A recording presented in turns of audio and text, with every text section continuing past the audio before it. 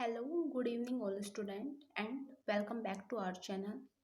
How are you? I hope you all are fine. So today we shall going to start our second chapter, which is importance, need, and utility of education. It's mean शिक्षा का महत्व, आवश्यकता एवं उपयोगिता. तो इस chapter में हम शिक्षा के महत्व, आवश्यकता और उपयोगिता के बारे में पढ़ेंगे। और इससे पहले हमने अपना फर्स्ट चैप्टर जो है कंप्लीट कर लिया है और मैं उम्मीद करती हूँ कि आपने भी उसको नोट डाउन कर लिया होगा। So let's start the class. तो आज हम अपना इसमें जो फिफ्थ लॉन्ग क्वेश्चन है, मानव जीवन के उत्थान के लिए शिक्षा की उपयोगिता पर प्रकाश डालिए, हम इसको पढ़ेंगे। तो चलो हम इस क्वेश्चन को देखते हैं, इसमें क्या है। शिक्षा की उपयोगिता,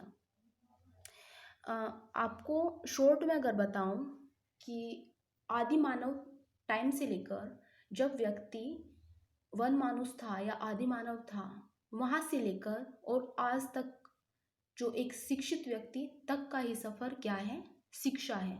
तो ये सब चीज़ें किस माध्यम से पॉसिबल हो पाई है, ये हो पाई है शिक्षा के माध्यम से। जैसे जैसे व्यक्ति शिक्षित होता गया वैसे वैसे उसने क्या किया, डेवलप किया।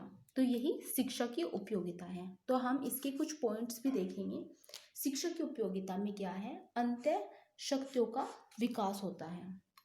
अंत्य मतलब हमारे जो इंटरनल पावर्स हैं उनका डेवलप होता है।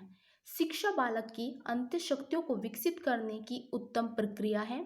शिक्षा के अभाव में उसकी ये शक्तियाँ अविकसित रह जाती हैं और शिक्षा बालक की जन्मजात व स्वाभाविक क्षमताओं एवं योग्यताओं का सम्यक तथा समान रूप से इस भांति विकास करती है कि वह उन्हें अपने परिवार, जाति, समाज व राष्ट्र के लिए ठीक प्रकार से उपयोग कर सके।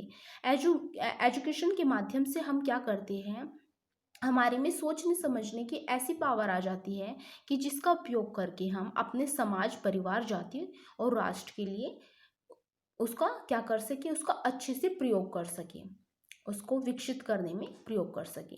इसके बाद व्यवहार में परिमार्जन मतलब व्यवहार में परिवर्तन या व्यवहार में एक प्रकार का परिमार्जन।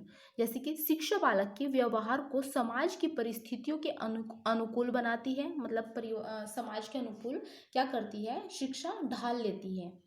इसके लिए बालक के व्यवहार में परिवर्तन तथा परिमार्जन की आवश्यकता महसूस की जाती है। बालक को सामाजिक व्यवहार के सभी अंगों का ज्ञान भी होना चाहिए। सामाजिक व्यवहार के योग्य बनाने की दृष्टि से उसकी रुचियां, आदत एवं आदर्श आदि में वंचित संशोधन का कार्य भी शिक्षा ही करती है।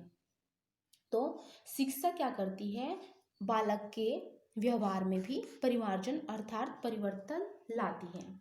इसके बाद जो थर्ड पॉइंट है वो है मानवीय गुणों का अभिप्रकाशन। मानवीय गुणों से युक्त व्यक्ति ही क्या करता है, सही अर्थों में मानव कहलाने का अधिकारी है। शिक्षा के माध्यम से मनुष्य काम, क्रोध, लोभ, मोह, घृणा तथा स्वार्थपरता जैसी समाज विरोधी भावनाओं को नियंत्रित करता है और प्रेम, धैर्य, उदारता, भ्रातृभाव, सेवा, आत्मविश्वास और सामाजिक कल्याण जैसे सद्गुणों का विकास करता है। शिक्षा मानवीय गुणों के अभिप्रकाशन का सर्वोत्तम साधन है। मतलब मानव विभिन्न गुण शिक्षा के माध्यम से अपने अंदर समाहित कर लेता है और वो काम, क्रोध, लोभ, मोह, घृणा आदि जो विरोधी भावनाएं हैं उनको त्यागता है और प्रेम, धैर्य ये सभी सद्गुण अपने अंदर क्या कर लेता है, ले आता है शिक्षा के माध्यम से। इसके बाद नैतिक चरित्र का विकास। नैतिक चरित्र, आज समूची दुनिया में नैतिक मूल्यों का ह्रास दिखाई पड़ता है। मतलब क्या हो रहा है, जो नैतिक मूल्य है कि किसी को मारना नहीं पैसे के लिए, ये मतलब एक तरीके से विरोधी जो भावना है वो क्या हो रहा है, वो दिखाई दे रही है आजकल। और जो नैतिक मूल्य है वो कम होते दिखाई दे रही है। तो नैतिकता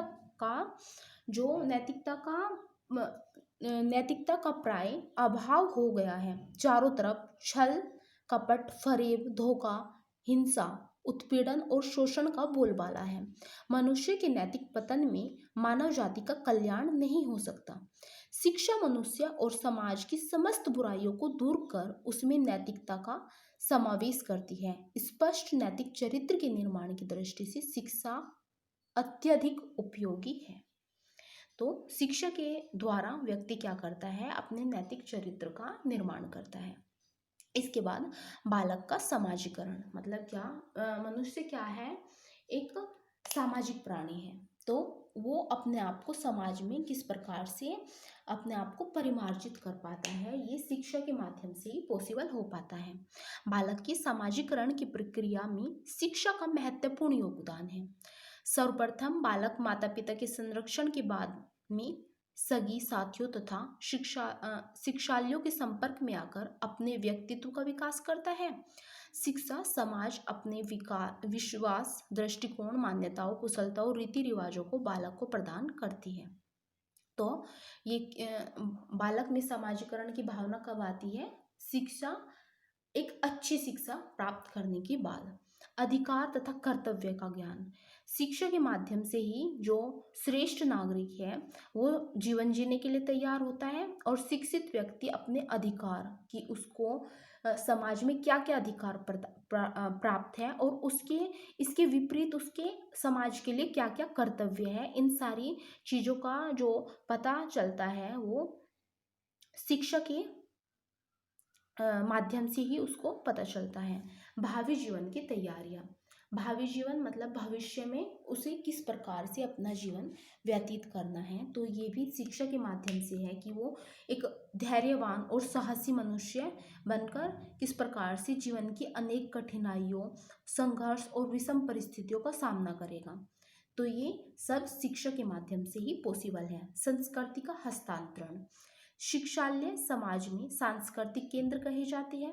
शिक्षा के माध्यम से व्यक्ति अपने पूर्वजों द्वारा अर्जित और संचित सांस्कृतिक विरासत को अपनी भावी संतति को हस्तांतरित करता है। संस्कृति के हस्तांतरण मतलब एक हाथ से दूसरे हाथ में जाना या पीढ़ी दर पीढ़ी, मतलब कि जो हमने शिक्षा से हमने अब सीखा है उसके बाद वो हम अपनी आने वाली पीढ़ी को हस्तांतरित कैसे करेंगे, तो ये होता है शिक्षा के माध्यम से अपनी संस्कृति का हस्तांतरण करना। तो ये सारी चीज़ें शिक्षा के माध्यम से ही पॉसिबल है और यही शिक्षा का महत्व है और उपयोगिता है। इससे व्यक्ति अपने शारीरिक, बौद्धिक, नैतिक, सांवेगिक और आध्यात्मिक जो चरित्र का है वो निर्माण अच्छे से कर पाता है। तो मैं उम्मीद करती हूँ आपको ये सारे पॉइंट अच्छे से समझ आ गए होंगे। इसके बाद आप इनको नोट डाउन करेंगे और इसके बाद एक बार आप इनको याद भी साथ के साथ करते चलेंगे। एक बार दोबारा से इसके सभी हेडिंग को देख लेते हैं। शिक्षा की उपयोगिता, अंत्यशक्ति का विकास, व्यवहार में परिमार्जन, मानवीय गुणों का अभिप्रकाशन, नैतिक चरित्र का निर्माण, बालक का समाजीकरण, अधिकार तथा कर्तव्य का ज्ञान, भावी जीवन की तैयारी, संस्कृति का हस्तांतरण। तो ये आपका जो 5th लॉन्ग क्वेश्चन है, मैंने पहले आपको ये 5th वाला लॉन्ग क्वेश्चन कराया है। इसके बाद मैं आपको एक लॉन्ग क्वेश्चन और कराऊंगी और 1-2 शॉर्ट क्वेश्चन भी हम देख लेंगे। और जो निश्चित उत्तरीय प्रश्न और अति लघु उत्तरीय प्रश्न है वो आप सभी आपके इसी में से कवर हो जाएंगे। तो अब मिलते हैं हमारी नेक्स्ट वीडियो में। आई होप आपको वीडियो अच्छी लगी होगी और मिलते हैं अब अपनी नेक्स्ट वीडियो में। जय हिंद, जय भारत।